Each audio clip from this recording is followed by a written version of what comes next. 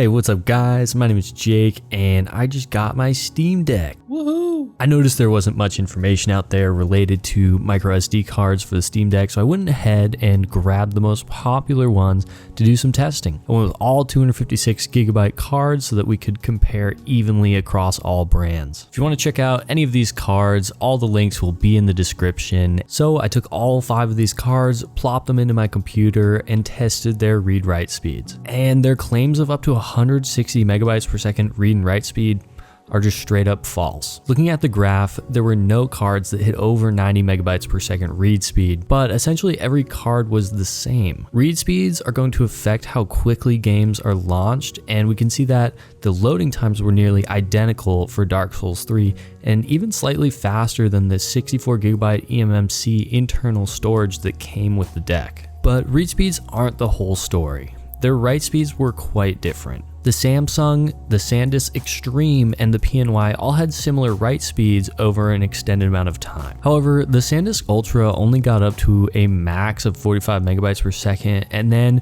dropped down to 30 after the first run. And the Lexar was just awful. It started at near 70 megabytes per second and then quickly dropped to about 18 to 20 megabytes per second because it just kept overheating. Write speed is going to affect how long it takes to transfer games from one drive to another and could hold up installations if your download speeds are higher than your write speeds. On top of that, when I inserted the Lexar into my Steam Deck, it didn't fit properly and it actually got stuck in the slot. I had to use tweezers to get it out, and I didn't want to insert it back into the deck because I was concerned that it was going to damage the SD card slot. Based on the performance of these cards and the pricing, I'm going to hit some hot points for you. These cards tend to go on sale all the time, so just be sure to check prices, but as of filming this, the Samsung is my top choice at the 128, 256, and 512 gigabyte spots. Unfortunately, there's no 1TB version of this card, or I would have recommended that as well. The 256 gigabyte Samsung is the highest valued card on the entire board with 9.5 gigabytes per dollar spent, and it rivals the top speeds of other cards. In the 512 and 1TB category,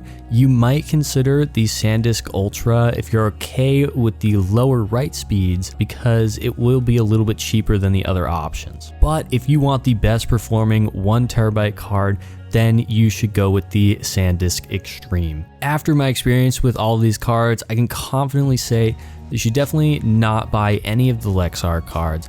While the $133 price tag for a 1TB card might seem tempting, the incredibly slow write speeds and the issues with the card getting stuck, it would be much better to spend a little bit more money elsewhere. And not to mention, it was the only card that didn't come with a full-size SD card converter, so that just lowers the value of it even further. And the last thing I'm going to say is, if you see any cards that are just outrageously priced, like a 1TB microSD card for $30 or $40 or even $50, those cards are all fake. The manufacturer will actually take a smaller SD card and they will hack into the software of it, so when you put it into your computer, it will say that it's a 1TB card, but it will only have 32 gigabytes or even 16 gigabytes on it, so it's completely fake. If the pricing seems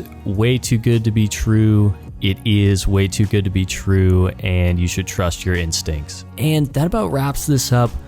Be sure to check out my next video coming up on upgrading the internal SSD of the Steam Deck and what the best SSD is going to be. And if you guys have any questions, please be sure to let me know in the comments. I will be happy to answer them. Thank you guys for watching. Peace.